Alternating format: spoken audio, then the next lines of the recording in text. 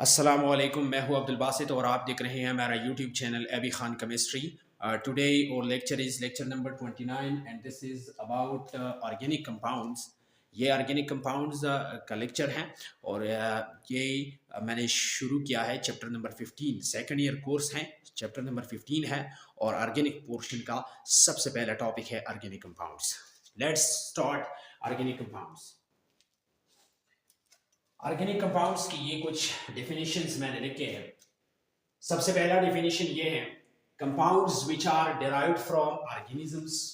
वो कंपाउंड जो कि ऑर्गेनिज्म से डिराइव हैं या डिराइव्ड हो चुके हैं या अखज़ किए गए हैं, उन कंपाउंड्स को हम कहेंगे ऑर्गेनिक कंपाउंड्स। दूसरा डेफिनेशन है, compounds which are synthesised inside the bodies of living organisms, या वो कंपाउंड्स जो कि लिविंग ऑर्गेनिजम्स के बॉडीज में तैयार होते हैं, उन कंपाउंड्स को हम कहेंगे ऑर्गेनिक कंपाउंड्स। तीसरा डेफिनेशन है, compounds which are impossible to synthesized in the laboratory या लेबोरेटरी। वो कंपाउंड्स जो कि लैब में या इंडस्ट्री में हम उसे तैयार नहीं कर सकते, उन कंपाउंड्स को कहेंगे ऑर्गेनिक कंपाउंड्स। लेकिन याद रखना, ये डेफिनेशन जो है, ये तीन डेफिनेशंस, ये पहले वाले तीन डेफिनेशन, ये वाला डेफिनेशन, ये वाला और ये वाला definition, compounds which are derived from organisms, compounds which are synthesized inside the bodies of living organisms, compounds which are impossible to synthesize in the lab. These three definitions are related to VFT, vital force theory, जो कि state किया गया था Berzelius ने। Vital force theory, उसका ये definition जो है, ये कि बर्जीलियस ने ऑर्गेनिक कंपाउंड्स के जो डेफिनेशन या तारीफ की है, वो ये डेफिनेशंस है, ये तारीफ है ऑर्गेनिक कंपाउंड्स की डेफिनेशंस बर्जीलियस के मुताबिक, बर्जीलियस थ्योरी के मुताबिक या वीएफटी वाइटल फोर्स थ्योरी के मुताबिक ये तीन डेफिनेशंस हैं ऑर्गेनिक कंपाउंड्स की। लेकिन बाद में ये वाले डेफिनेशन जो है, ये 1815 में बर्जीलियस ने ऑर्गेनिक कंपाउंड्स के जो डेफिनेशन लिखे थे, या डेफिनेशन ऑर्गेनिक कंपाउंड्स कौन से हैं, ये तारीफ उन्होंने की है 1815 में बर्जीलियस ने। और ये according to VFT vital force theory, ये एक थ्योरी था और उस थ्योरी के मुताबिक ऑर्गेनिक कंपाउंड्स के जो डेफिनेशन बर्जीलियस ने लिखे थे, वो डेफिनेशंस ये हैं।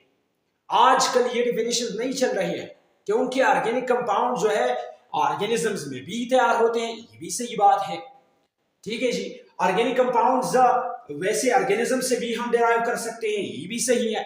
लेकिन ये जो डेफिनेशन है, सिर्फ ऑर्गेनिक कंपाउंड्स वो हैं जो कि डिराइव हो सकते हैं ऑर्गेनिज्म से या तैयार होंगे इनसाइड द लिविंग बॉडीज, तो फिर ये डेफिनेशन जो है ये गलत है। या वो कंपाउंड जो कि हम लैब में तैयार नहीं कर सकते हैं, उसे ऑर्गेनिक कंपाउंड्स कहेंगे, ये डेफिनेशन जो है ये फिर गलत है, ठीक है जी। ये तीन डेफिनेशन सही है, लेकिन इसको खास करना कि ऑर्गेनिक कंपाउंड्स वो कंपाउंड्स जो होंगे जो कि लिविंग ऑर्गेनिज्म से डिराइव होंगे, तो ये फिर गलत है। या इसी खास करना इस डेफिनेशन को कि compounds which are synthesised inside the bodies of living organisms, ये भी फिर अगर हम इस ऑर्गेनिक कंपाउंड का ये डेफिनेशन लिखते हैं तो फिर ये गलत है। ये खास करते हैं ऑर्गेनिक कंपाउंड से, तो फिर ये गलत है। Compounds which are impossible to synthesize in the lab, ये भी गलत है, क्योंकि आजकल तो thousands billions of organic compounds are prepared in the lab में या इंडस्ट्री में हम billions millions of organic compound तैयार कर सकते हैं, ठीक है जी। एट अ टाइम हम तैयार कर सकते हैं ऑर्गेनिक कंपाउंड को, लैब में भी तैयार कर सकते हैं, इंडस्ट्री में भी तैयार कर सकते हैं, अपने होम्स में, अपने हाउसेस में, ठीक है जी, अपनी स्कूल्स की लेबोरेटरी में भी तैयार कर सकते हैं। तो फिर ये डेफिनेशन जो है ये गलत है। ये 1815 वाले डेफिनेशंस है, 1815 में बर्जीलियस ने दिए थे ऑर्गेनिक कंपाउंड्स के definitions according to vital force theory. फिर क्या हुआ, 1815 के बाद ये डेफिनेशन जो है ये 1815 तक कायम थे, 1815 तक। लेकिन इसके बाद जब फ्रेडरिक वूलर आया, फ्रेडरिक वूलर 1828 में, 1828 में जब फ्रेडरिक वूलर, फ्रेडरिक स्पेल अगर गलत है तो आपने सही करना है। फ्रेडरिक वूलर, ये एक साइंटिस्ट था। इस साइंटिस्ट ने 1828 में क्या किया, ऑर्गेनिक कंपाउंड को तैयार किया, लैब में चला गया और लैब में एक ऑर्गेनिक कंपाउंड को तैयार किया गया जिसे कहते हैं यूरिया या कार्बोमाइड, कार्बोएमाइड। इस चीज को लैब में तैयार किया, ठीक है जी। इनऑर्गेनिक कंपाउंड से इनऑर्गेनिक कंपाउंड्स लिए, दो इनऑर्गेनिक कंपाउंड्स इन्होंने लिए, दो इनऑर्गेनिक कंपाउंड्स। और इन दो इनऑर्गेनिक कंपाउंड्स, वो कौन कौन से इनऑर्गेनिक कंपाउंड है, एक है एमोनियम क्लोराइड, वो ये रिएक्शन किया, उसका प्रोसीजर ये था, NH4Cl एमोनियम क्लोराइड लिया, ठीक है जी, और इसके साथ साथ पोटेशियम साइनेट जो है इसे ऐड किया। ये दोनों, इन दोनों रिएक्शंस के नतीजे में ये दो रिएक्टेंट्स कंबाइन की, इस रिएक्टेंट से बना एमोनियम NH4OCN एमोनियम साइनेट बना प्लस पोटेशियम क्लोराइड।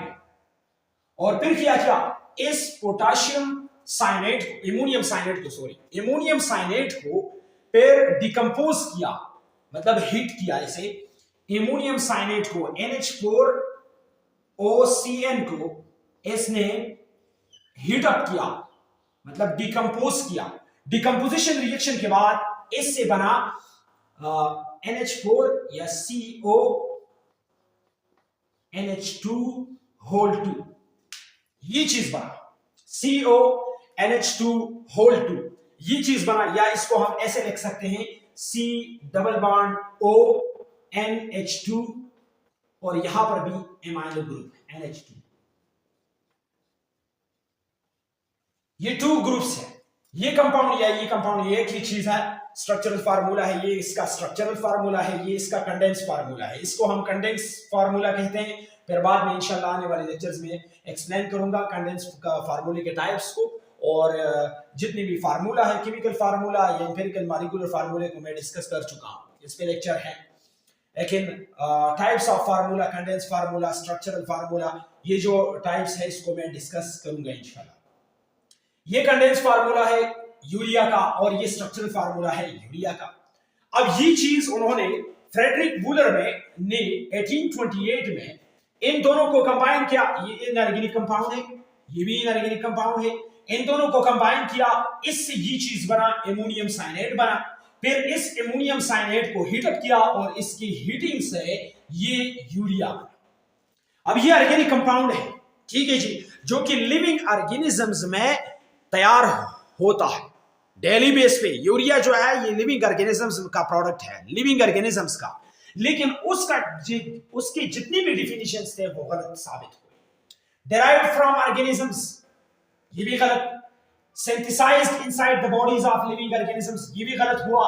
और ये वाला definition, compounds which are impossible to synthesized in the lab, ये भी गलत हो गया। इस यूरिया ने या इस एक्सपेरिमेंट ने, फ्रेडरिक वूलर के इस एक्सपेरिमेंट जो कि यूरिया फॉर्मेशन है, प्रिपरेशन ऑफ यूरिया आर कार्बोमाइड, इसे यूरिया कहते हैं, यूरिया आर कार्बोमाइड कहते हैं। इस कार्बोमाइड या यूरिया के प्रिपरेशन फॉर्मेशन के बाद ये सारे डिफिनेशंस भी गलत हुए और उन्होंने बहुत रास्ते ऑर्गेनिक कंपाउंड्स की प्रिपरेशन के लिए बहुत से रास्ते जो है वो खोल दिए। फिर क्या हुआ, फिर आज जो है, आज बहुत ज्यादा ऑर्गेनिक कंपाउंड्स मौजूद हैं, इनऑर्गेनिक भी है, ऑर्गेनिक कंपाउंड्स भी मौजूद हैं, क्योंकि उस फ्रेडरिक वूलर ने यह काम किया कि ये तीनों डेफिनेशंस उस ऑर्गेनिक कंपाउंड के लिए खास किए गए थे। फिर अचानक ही फ्रेडरिक वूलर ने जादू किया और उस जादू के नतीजे में क्या हुआ कि इन ऑर्गेनिक कंपाउंड्स की कॉम्बिनेशन से उन्होंने ऑर्गेनिक कंपाउंड तैयार किया, और वही ऑर्गेनिक कंपाउंड तैयार किया जो कि लिविंग ऑर्गेनिज्म से डिराइव किया जा सकता है, ठीक है जी, या लिविंग ऑर्गेनिजम्स की बॉडीज में ये यूरिया तैयार होता है। इस यूरिया को या कार्बोमाइड को लैब में तैयार किया, ये वाला डेफिनेशन जो है ये गलत हुआ, ठीक है जी। Inside the bodies of living organisms, जो कि ऑर्गेनिक कंपाउंड्स, उन्होंने डेफिनेशन इस तरह किया था कि ये ऑर्गेनिक कंपाउंड जो है ये लिविंग बॉडीज के अंदर तैयार होंगे या इन ऑर्गेनिजम्स का प्रोडक्ट होगा। तो ये भी गलत हो गया, क्योंकि उन्होंने इनऑर्गेनिक कंपाउंड्स ली और उन इनऑर्गेनिक कंपाउंड्स के नतीजे में ऑर्गेनिक कंपाउंड जो है वो तैयार किया, प्रिपेयर किया। फिर सिर्फ डिराइव कर सकते हैं ऑर्गेनिज्म से, ये भी गलत हो। ये पहला डिफिनेशन जो है ये सिर्फ इस ऑर्गेनिक से लिया गया था, ऑर्गेनिक से, और organic means living bodies, organic means living bodies. तो इसी वजह से ऑर्गेनिक, ये organic compounds, organic means living bodies, और इस नतीजे में उन्होंने ये डेफिनेशन जो है ये लिखे थे या ऑर्गेनिक कंपाउंड्स को का डेफिनेशन किया था। लेकिन बाद में 1815 तक यही या 1828 तक यही डेफिनेशन जो है वो चलते रहे। उसके बाद 1828 में फ्रेडरिक वूलर ने अचानक हमला किया और उस हमले के नतीजे में क्या हुआ कि ऑर्गेनिक कंपाउंड को तैयार किया। सबसे पहले पॉइंट ये है कि इनऑर्गेनिक कंपाउंड से तैयार किया, दूसरा पॉइंट ये है कि अपने लैब में तैयार किया, और तीसरा पॉइंट ये है कि वही कंपाउंड तैयार किया जो कि उसने ऑर्गेनिक कंपाउंड कहा था और ऑर्गेनिजम्स की बॉडीज में तैयार होता है। तो ये तीन पॉइंट्स थे फ्रेडरिक वूलर के एक्सपेरिमेंट से कंक्लूजन था कि सबसे पहले इनऑर्गेनिक कंपाउंड से ऑर्गेनिक कंपाउंड को तैयार किया। तो उसका ये डेफिनेशन, ये इससे पहले ये भी एक डेफिनेशन था कि ऑर्गेनिक कंपाउंड जो है वो ऑर्गेनिक कंपाउंड से ही तैयार होंगे, तो वो वाला डेफिनेशन जो है वो गलत हो गया। दूसरा कि लिविंग बॉडीज में तैयार होंगे, वो भी गलत हो गया क्योंकि लैब में तैयार किया, ठीक है जी। और ये वाला डिफिनेशन जो है ये भी गलत साबित किया क्योंकि वही ऑर्गेनिक कंपाउंड को उसने लैब में तैयार किया जो ऑर्गेनिक कंपाउंड लिविंग बॉडीज के अंदर जो है या लिविंग बॉडीज में तैयार होता है, प्रिपेयर होता है, उस ऑर्गेनिक कंपाउंड को उन्होंने तैयार किया। और इस नतीजे में क्या हुआ, इसके नतीजे में, इस एक्सपेरिमेंट के नतीजे में ये हो गया कि फिर जितने भी साइंटिस्ट थे, केमिस्ट थे, उन्होंने सोचा कि वूलर, फ्रेडरिक वूलर जो है वो भी एक साइंसदान है और हम भी है। उसने ऑर्गेनिक कंपाउंड को लैब में तैयार किया इनऑर्गेनिक कंपाउंड से, तो ये बहुत सारे रास्ते जो है इस एक्सपेरिमेंट ने ऑर्गेनिक कंपाउंड्स के लिए खोल दिए। फिर इसके बाद क्या हुआ, आज आप देखिए मेडिसिन है वो ऑर्गेनिक कंपाउंड से तैयार होते हैं या लैब में तैयार होते हैं या इंडस्ट्री में तैयार होते हैं। उसके बाद ड्रग्स है, पेस्टिसाइड्स है, इंसेक्टिसाइड्स है, या हम इस्तेमाल करते हैं, हम जो केमिकल्स इस्तेमाल करते हैं, पॉलिशिंग के लिए इस्तेमाल करते हैं, पेंटिंग के लिए इस्तेमाल करते हैं, जो भी प्रोडक्ट्स हम आजकल इस्तेमाल करते हैं वो सब के सब ऑर्गेनिक कंपाउंड्स हैं और हम इस्तेमाल करते हैं डेली यूज, डेली बेस में हम इस्तेमाल करते हैं। तो आज आप देखिए बहुत सारे ऑर्गेनिक कंपाउंड जो हैं वो डिस्कवर हो चुके हैं और आने वाले दौर में और ऑर्गेनिक कंपाउंड जो है वो डिस्कवर होंगे। और ये इसका क्रेडिट जो है वो जाता है किसको, फ्रेडरिक वूलर को। और इसी वजह से ये फ्रेडरिक वूलर जो है आज भी माना जाता है और याद किया जाता है उसके इस कारनामे से कि उन्होंने बहुत सारे रास्ते जो है केमिस्ट के लिए ओपन किए। अच्छा जी, इसके बाद जाते हैं फोर्थ वन डेफिनेशन की तरफ। Compounds containing carbon are called organic compounds. ये तो था। फिर ये वाला डिफिनेशन जो है, ये वाला डिफिनेशन आ गया फ्रेडरिक वूलर के एक्सपेरिमेंट के बाद। ये वाला डिफिनेशन जो है ये आया कि कंपाउंड्स कंटेनिंग कार्बन, वो कंपाउंड जो कि कार्बन कंटेन करता है, यानी मतलब उसके फार्मूले में, केमिकल फार्मूले में कार्बन एटम जो है वो मौजूद होता है, उन कंपाउंड्स को हम ऑर्गेनिक कंपाउंड्स कहेंगे। ये डिफिनेशन आया, लेकिन बाद में ये डिफिनेशन भी गलत साबित हुआ। और किस वजह से, क्योंकि ऐसे ऑर्गेनिक कंपाउंड्स थे, मिसाल के तौर पर मैं कार्बन मोनोऑक्साइड लूं, कार्बन डाइऑक्साइड लूं, ये वाला कंपाउंड, ठीक है जी, या इसके अलावा मैं लूं साइनाइड्स लूं, साइनाइड्स लूं, ठीक है जी, ये वाले कंपाउंड्स लूं, या आइसोसाइनाइड्स लूं, ये वाले कंपाउंड्स, ये तमाम के तमाम कंपाउंड्स जो है इसमें कार्बन मौजूद है लेकिन फिर भी ऑर्गेनिक नहीं है। ये ऑर्गेनिक नहीं है, ये ऑर्गेनिक नहीं है, ये ऑर्गेनिक नहीं है, ये ऑर्गेनिक नहीं है, ये ऑर्गेनिक नहीं है, हालांकि कार्बन इसमें मौजूद है, फिर भी इन कंपाउंड्स को ऑर्गेनिक कंपाउंड्स नहीं कहते, ठीक है जी। तो ये वाला डेफिनेशन भी कुछ टाइम रहा और इसके बाद जो है ये रिजेक्ट हो गया, खत्म हो गया। फिर क्या हुआ, फिर फिफ्थ वन डेफिनेशन आया, the hydrocarbons and derivatives of hydrocarbons are called organic compounds। क्या ऑर्गेनिक कंपाउंड्स वो कंपाउंड्स होंगे जो हाइड्रोकार्बन्स होते हैं या डेरिवेटिव्स ऑफ हाइड्रोकार्बन्स होते हैं, उन कंपाउंड्स को फिर हम कहेंगे ऑर्गेनिक कंपाउंड्स। हाइड्रोकार्बन्स कौन से कंपाउंड्स हैं? वो कंपाउंड्स जिसमें सिर्फ और सिर्फ कार्बन और हाइड्रोजन है। हाइड्रोकार्बन्स उन कंपाउंड्स के कहते हैं जिसमें सिर्फ और सिर्फ कार्बन और हाइड्रोजन साथ में है। इन कंपाउंड्स को फिर कहते हैं क्या? हाइड्रोकार्बन्स। हाइड्रोकार्बन्स इस टर्म से पता चलता है कि hydro means hydrogen, carbon mean carbon. वो कंपाउंड्स जो कि कंटेन करते हैं कार्बन और हाइड्रोजन को, उन कंपाउंड्स को हम कहेंगे हाइड्रोकार्बन्स। और इसी के साथ साथ derivatives of hydrocarbons. Derivatives of hydrocarbon means वो कंपाउंड जिसमें कार्बन भी होगा, हाइड्रोजन भी होगा, लेकिन साथ में अदर एलिमेंट्स भी होंगे, नॉन मेटल्स भी होंगे, नॉन मेटल्स, और साथ साथ में मेटल्स भी होंगे। मेटल्स, नॉन मेटल्स, मिसाल की आप अल्कोहल्स लीजिए, अल्कोहल्स में कार्बन भी है, हाइड्रोजन भी है, ऑक्सीजन भी है, ठीक है जी। अल्काइल हैलाइड्स लीजिए, अल्काइल हैलाइड्स में कार्बन भी है, हाइड्रोजन भी है, साथ में हेलोजेंस भी है, फ्लोरीन, क्लोरीन, ब्रोमीन, आयोडीन भी है, अल्काइल हैलाइड्स हैं। एमाइंस में देखें, एमाइंस में जाए कार्बन भी है, हाइड्रोजन भी है और साथ में नाइट्रोजन भी शामिल है, ठीक है जी। अच्छा जी, इसके बाद कीटोन्स पे जाए, कीटोन्स में कार्बन भी है, हाइड्रोजन भी है, ऑक्सीजन भी है। अल्डिहाइड्स में चले जाए, कार्बन भी है, हाइड्रोजन भी है, ऑक्सीजन भी है, कार्बोक्सिलिक एसिड है, एसिड एनहाइड्राइड्स है, एरीन्स है, एमीन्स है, ठीक है जी। एसिड हैलाइड्स है, एसिड हैलाइड्स, ठीक है जी। वो ये ईस्टर्स है, ईथर्स में आप जाए, ठीक है जी। तो ये सब नॉन मेटल्स हैं, ऑक्सीजन है, नाइट्रोजन है, ये वाले एटम्स अगर शामिल होते हैं तो फिर इसको हम डेरिवेटिव्स ऑफ हाइड्रोकार्बन्स कहते हैं। और साथ में मेटल्स भी हैं, ऐसे ऑर्गेनिक कंपाउंड जो कि मेटल्स, कार्बन हाइड्रोजन के साथ साथ उसके साथ मेटल भी हो, तो उसको मिसाल के तौर पर ग्रिगनार्ड रिएजेंट आप ले, ग्रिगनार्ड रिएजेंट RMgX ले, इसका एग्जांपल ये है RMgCl या MgX। ये ऑर्गेनोमेटालिक कंपाउंड्स है, ऑर्गेनोमेटालिक कंपाउंड्स, ठीक है जी।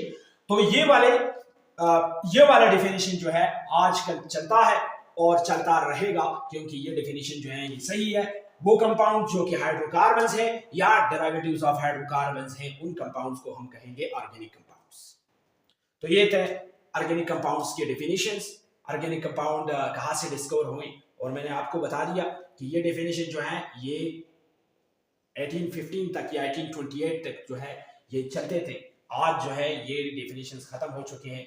ये डेफिनेशन भी सही है, लेकिन मैंने आपको एग्जांपल दिए कि कार्बन मोनोऑक्साइड, कार्बन डाइऑक्साइड दोनों को देख लीजिए, कार्बन है, यहाँ पर भी कार्बन है, ऑर्गेनिक कंपाउंड नहीं है, ठीक है। ये वाली डेफिनेशन भी कुछ टाइम रहा, इसके बाद रिजेक्ट हो गया, खत्म हो गया। फिर ये वाला डेफिनेशन जो है ये बिल्कुल सही है कि वो कंपाउंड जो कि हाइड्रोकार्बन्स हैं या डेरिवेटिव्स ऑफ हाइड्रोकार्बन्स हैं, उन कंपाउंड्स को हम कहेंगे ऑर्गेनिक कंपाउंड्स, ठीक है जी। इसके बाद चलते हैं, हाँ ये था डेफिनेशन। इसके बाद चलते हैं ऐसे कंपाउंड्स जो कि कार्बन कंटेन करता है, एक्सेप्शनल केसेस हैं, ठीक है जी। ये एक्सेप्शनल, इसे कहते हैं exceptional cases. Compounds containing carbon, देखिए compounds containing carbon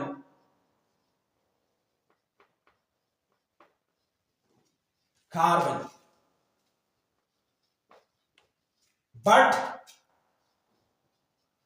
are not organic in nature, organic compound वो कंपाउंड जो कि कार्बन उसमें मौजूद है लेकिन ऑर्गेनिक कंपाउंड नहीं है। फोर्थ वन डेफिनेशन से कि carbon containing compounds are called organic compounds. तो क्यों रिजेक्ट हो गया? वो कंपाउंड्स आप लेते हैं, compounds containing carbon but are not organic in nature या ऑर्गेनिक कंपाउंड्स। अच्छा जी, सबसे पहले इसको लेते हैं कार्बन मोनोऑक्साइड, ठीक है जी।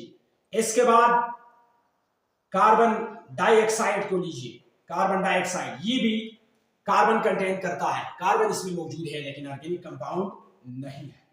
फिर इसके बाद साइनाइड्स, ये ऑक्साइड्स ऑफ कार्बन है, ऑक्साइड्स ऑफ कार्बन, इसे ऑक्साइड्स ऑफ कार्बन कहते हैं, ऑक्साइड्स ऑफ कार्बन, या इसको ऐसे लिखते हैं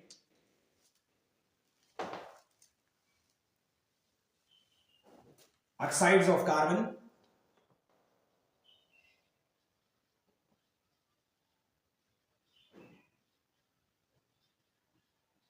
for example carbon monoxide and carbon dioxide, ये ऑर्गेनिक नहीं है।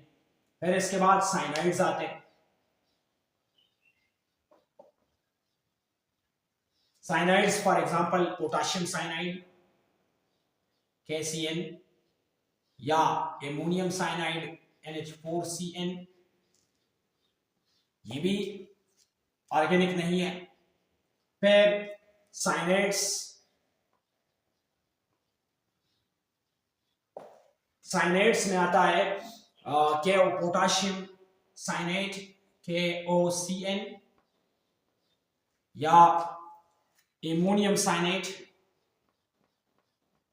NH4OCN, ये ऑर्गेनिक नहीं है, इनऑर्गेनिक है। फिर इसके बाद कार्बोनेट्स आते हैं। कार्बोनेट्स, कार्बोनेट्स जितनी भी है वो ऑर्गेनिक नहीं है। कार्बोनेट्स फॉर एग्जांपल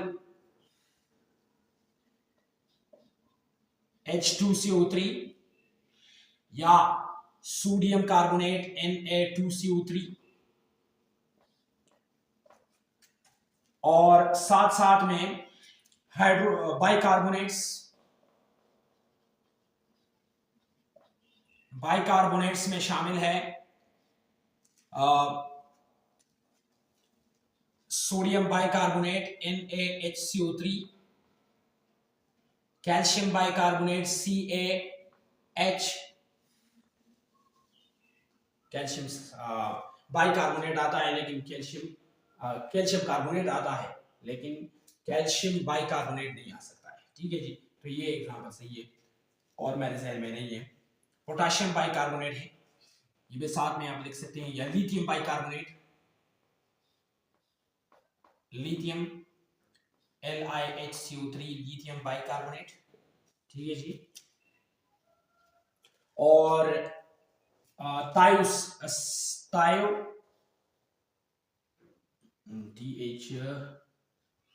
थायो साइनाइड्स,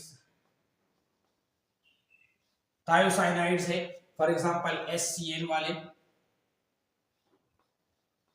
कंपाउंड्स। इसके बाद कार्बाइड्स है, कार्बाइड्स,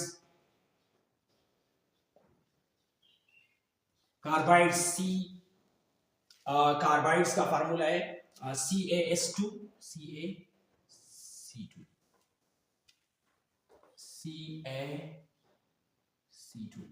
कैल्शियम कार्बाइड है, और इसी के साथ साथ सल्फाइड्स भी शामिल हैं, सल्फाइड्स,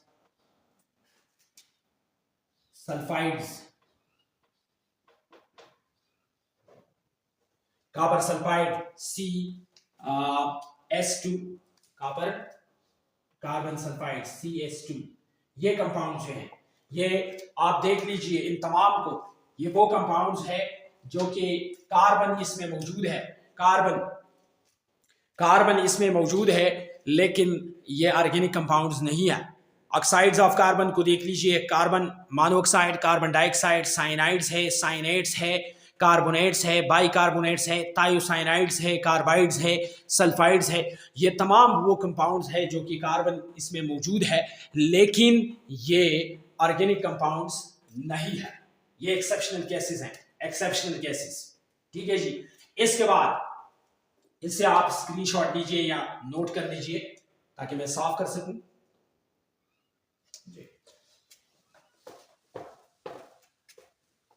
फिर वो कंपाउंड्स जो कि उसमें कार्बन नहीं है लेकिन ऑर्गेनिक है, compounds containing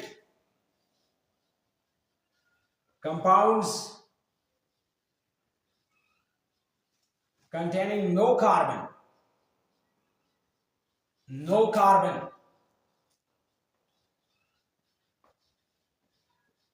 but are organic.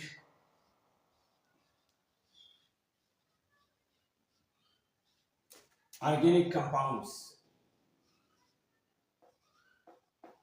वो कंपाउंड्स जो कि उसमें कार्बन मौजूद नहीं है, सॉरी, वो कंपाउंड्स जो कि कार्बन उसमें नहीं है लेकिन फिर भी ऑर्गेनिक कंपाउंड है, वो कंपाउंड्स ये हैं। आप देख लीजिए, सबसे पहले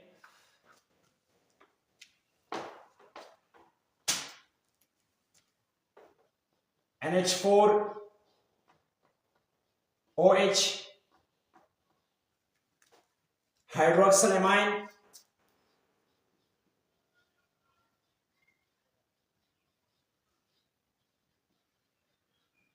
इसमें कार्बन नहीं है लेकिन ऑर्गेनिक है। फिर इसके बाद हाइड्राजीन N2H4 हाइड्राजीन है, हाइड्राजीन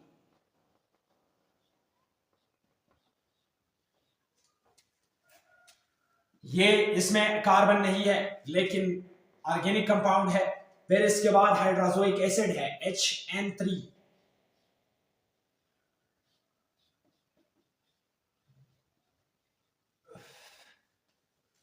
हाइड्रोजोइक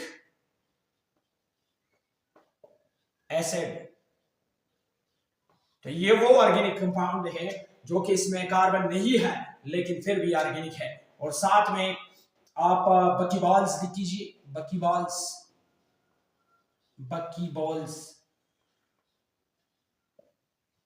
बकीबॉल्स जो है ये भी बकीबॉल्स वो हाइड्रोजोइक एसिड, हाइड्राजीन, हाइड्रोक्सिलमीन, ये ऐसे ऑर्गेनिक कंपाउंड्स हैं जो कि इसमें कार्बन नाम भी नहीं है, कार्बन एटम तो बहुत दूर की बात है, इसमें कार्बन का नाम भी शामिल नहीं है और ये ऑर्गेनिक कंपाउंड्स हैं। फिर ये बकीबॉल्स को आप देख लीजिए, वो ऑर्गेनिक कंपाउंड जो कि कार्बन कंटेन करता है और ऑर्गेनिक कंपाउंड नहीं है उसमें शामिल है, इसमें ये भी शामिल है। आप देख लीजिए allotropes of carbon, allotropes of carbon, लेकिन कार्बन की 3 एलोट्रोपिक फॉर्म है। ठीक है जी, सबसे पहला है वो डायमंड है, फिर ग्रेफाइट है और साथ में बकीबॉल्स है, बकीबॉल्स। ये दोनों जो है डायमंड और ग्रेफाइट, ये दोनों ऑर्गेनिक कंपाउंड्स नहीं है, इसमें कार्बन भी मौजूद है लेकिन ऑर्गेनिक कंपाउंड्स नहीं है।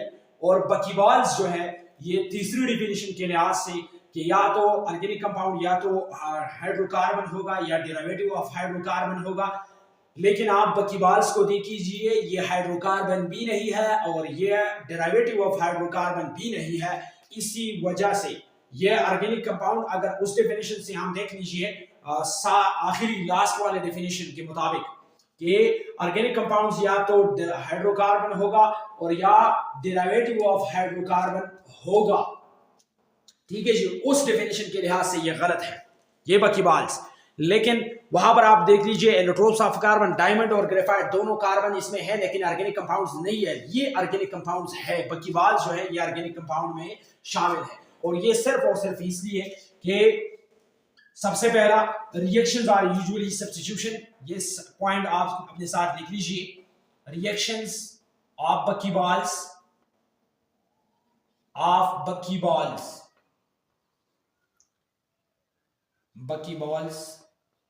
are usually substitution reactions और ये substitution reaction जो है ये ऑर्गेनिक कंपाउंड का प्रॉपर्टी है, substitution reactions। सबसे पहला पॉइंट ये है। दूसरा पॉइंट ये है कि बकीबॉल्स इसलिए ऑर्गेनिक कंपाउंड है कि ये मॉलिक्यूलर फॉर्म में मौजूद होता है, मॉलिक्यूलर फॉर्म में।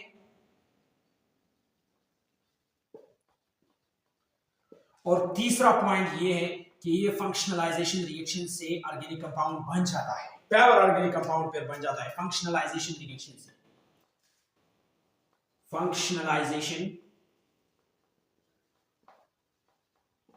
रिएक्शन से, ये फंक्शनलाइजेशन रिएक्शन की वजह से बकीबाल्स जो है ये फिर प्योरली ऑर्गेनिक कंपाउंड बन जाते हैं। तो ये फंक्शनलाइजेशन रिएक्शन इंशाल्लाह किसी लेक्चर में मैं रिएक्शन और रिएक्शन टाइप्स ऑफ रिएक्शन जो है वो एक्सप्लेन करूंगा, उसमें फंक्शनलाइजेशन रिएक्शन भी आएगा। लेकिन ये 3 पॉइंट्स है और इन 3 पॉइंट्स की वजह से बकीबाल्स जो है वो ऑर्गेनिक कंपाउंड्स है, और ये डायमंड और ग्रेफाइट दोनों ऑर्गेनिक कंपाउंड्स नहीं है। ये तीनों रिएक्शंस है, पॉइंट्स है, ये पॉइंट्स अपने साथ याद रखिएगा। Reactions of buckyballs are usually substitution reaction, और सब्स्टिट्यूशन रिएक्शन जो है ऑर्गेनिक कंपाउंड्स का प्रॉपर्टी है। मॉलिक्यूलर फॉर्म में मौजूद होता है, ऑर्गेनिक कंपाउंड्स भी मॉलिक्यूलर फॉर्म में होते हैं। फंक्शनलाइजेशन रिएक्शन ये करता है, और ये डायमंड और ग्रेफाइट फंक्शनलाइजेशन रिएक्शन नहीं कर सकता है, बकीबाल्स कर सकता है। इसी वजह से इन बकीबाल्स को ऑर्गेनिक कंपाउंड में शुमार किया गया है। बाकी ये कंपाउंड आप देख लीजिए, NH4OH, N2H4, HN3, hydrazoic acid, hydrazine और हाइड्रोक्सिलामीन, इनमें कार्बन बिल्कुल मौजूद नहीं है, लेकिन ये ऑर्गेनिक कंपाउंड्स है। ये ऑर्गेनिक कंपाउंड्स या तो सोर्स की वजह से होंगे, फिर मैं डिस्कस करूंगा, या तो सोर्स की वजह से है, या ऑर्गेनिक कंपाउंड्स की जो प्रॉपर्टीज हैं या जो कैरेक्टरिस्टिक्स है उन कैरेक्टरिस्टिक्स को ये कंपाउंड्स फॉलो करता है, या प्रिपरेटरी मेथड्स है, और जो प्रिपरेटरी मेथड्स ऑर्गेनिक कंपाउंड्स के लिए इस्तेमाल की जाती हैं वो उन प्रिपरेटरी मेथड से और ये वाले कंपाउंड्स भी बन जाते हैं। इसी वजह से इन कंपाउंड्स को ऑर्गेनिक कंपाउंड्स में इंक्लूड किया गया है। अच्छा, इसके बाद चलते हैं रेशो ऑफ ऑर्गेनिक कंपाउंड्स, और ये भी साथ में याद रखना कि उस फ्रेडरिक वूलर के एक्सपेरिमेंट से क्या हुआ। आज इस पॉइंट से आपको पता चल जाएगा कि क्या हुआ। इस पॉइंट से ये हो गया कि रेशो ऑफ ऑर्गेनिक कंपाउंड्स और साथ में इनऑर्गेनिक कंपाउंड्स को लेते हैं, इनऑर्गेनिक कंपाउंड्स। इन रेशो से आपको पता चल जाएगा ये ऑर्गेनिक कंपाउंड्स जो है, ऑर्गेनिक कंपाउंड्स ये तकरीबन इसका रेशो जो है 3 बिलियंस, रेशो 0.1। आज पहले जमाने में 1828 में क्या होता, 1828 में उस फ्रेडरिक वूलर ने एक्सपेरिमेंट किया, और इस एक्सपेरिमेंट से ऑर्गेनिक कंपाउंड्स के प्रिपरेशन के लिए या केमिस्ट के लिए बहुत सारे रास्ते जो हैं वो खोल दिए गए। और उस एक्सपेरिमेंट ने वो तमाम क्रेडिट इन ऑर्गेनिक कंपाउंड्स या वो जो भी प्रोडक्ट्स हैं जो आजकल हम इस्तेमाल करते हैं, उस इन सब का जो है क्रेडिट वो फ्रेडरिक वूलर के एक्सपेरिमेंट को जाता है कि उन्होंने वो एक्सपेरिमेंट किया। उस एक्सपेरिमेंट की नतीजे में क्या हुआ, आज हम देखते हैं इस रेशो को कि 3 बिलियंस ऑफ ऑर्गेनिक कंपाउंड जो है आज मौजूद हैं, और भी मजीद जो है मजीद ऑर्गेनिक कंपाउंड्स जो हैं वो तैयार हो सकते हैं और तैयार होते रहे। 0.1 बिलियन और इनऑर्गेनिक कंपाउंड है, और इसका रेशो देख लीजिए, ये 3 बिलियन ऑर्गेनिक कंपाउंड्स है और 0.1 बिलियन जो है वो क्या है, इनऑर्गेनिक कंपाउंड्स है। या इस रेशो को आप ऐसे भी लिख सकते हैं, 6 बिलियन ऑर्गेनिक कंपाउंड्स है और 0.2 बिलियन जो है वो इनऑर्गेनिक कंपाउंड्स है। लेकिन रेशो ये है, ये भी सही है, ये भी सही है, इससे ये आता है 3 रेशो 0.1, 3 बिलियन। इस रेशो का मतलब ये है कि हमें अब पता चला कि सबसे पहले इनऑर्गेनिक कंपाउंड जो है वो बहुत ज्यादा थे, ऑर्गेनिक कंपाउंड्स कम थे। फिर क्या हुआ, फिर उस एक्सपेरिमेंट की बदौलत आज ऑर्गेनिक कंपाउंड जो है इस रेशो तक चला गया है। 3 billion of organic compounds are present nowadays and 0.1 billion inorganic compounds. 3 billion जो है हमारे पास आजकल ऑर्गेनिक कंपाउंड्स है और 0.1 बिलियन जो है वो जो इनऑर्गेनिक कंपाउंड्स है। तो ये रेशो है, और इस रेशो से आप ये अंदाजा लगा सकते हैं कि उस एक्सपेरिमेंट से हमें कितना बड़ा फायदा जो है वो हुआ है, बहुत ज्यादा फायदा हुआ है उस फ्रेडरिक वूलर वाले 1828 वाले जो एक्सपेरिमेंट है उससे। इसके बाद जाते हैं ऑर्गेनिक केमिस्ट्री के, क्योंकि ऑर्गेनिक कंपाउंड और ये चैप्टर नंबर 15 जो है ये ऑर्गेनिक केमिस्ट्री से रिलेटेड है। तो ऑर्गेनिक केमिस्ट्री भी हमने उसका डेफिनेशन जो है वो ये है। ऑर्गेनिक केमिस्ट्री, ऑर्गेनिक केमिस्ट्री का डेफिनेशन जो है वो आज ऑर्गेनिक केमिस्ट्री का डेफिनेशन भी चेंज हो गया है। ऑर्गेनिक केमिस्ट्री इसकी भी बहुत सारे डेफिनेशंस हैं, लेकिन जो सुटेबल डेफिनेशन है, सुटेबल डेफिनेशन और 100% सही डेफिनेशन, करेक्ट डेफिनेशन है, वो ये है, the study of hydrocarbons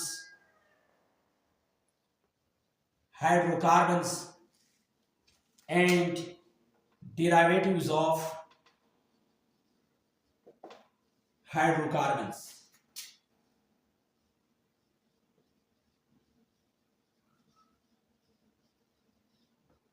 Hydrocarbons, the study of hydrocarbons and derivatives of hydrocarbon is called organic chemistry. आप देख लीजिए, ये सारा जो सेकेंड ईयर का कोर्स है चैप्टर नंबर 15 से स्टार्ट होता है, ऑर्गेनिक कंपाउंड्स वाले चैप्टर से, और इसके बाद फिर क्या होता है, सारे ऑर्गेनिक केमिस्ट्री है या हाइड्रोकार्बन्स है और या तो डेरिवेटिव्स ऑफ हाइड्रोकार्बन्स है। हाइड्रोकार्बन्स में शुमार है चैप्टर नंबर 16, जो कि उसमें है अल्केन्स है, अल्कीन्स है, अल्काइंस है, ये तीनों जो है ये हाइड्रोकार्बन्स हैं, और साथ में जो डेरिवेटिव्स ऑफ हाइड्रोकार्बन्स है उसमें शुमार है alcohols, phenols, ethers, esters, alkyl halides,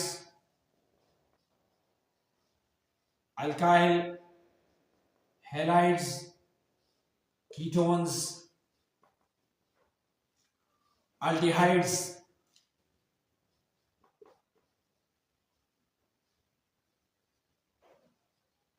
carboxylic acids,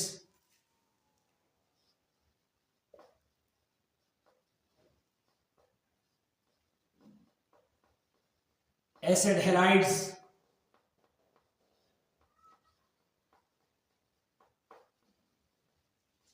और इसी के साथ साथ एसिड एनहाइड्राइड्स,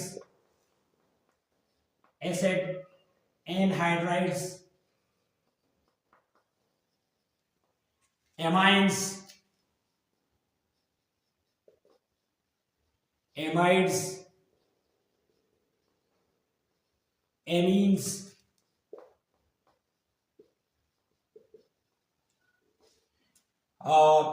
साथ में एरोमेटिक कंपाउंड्स,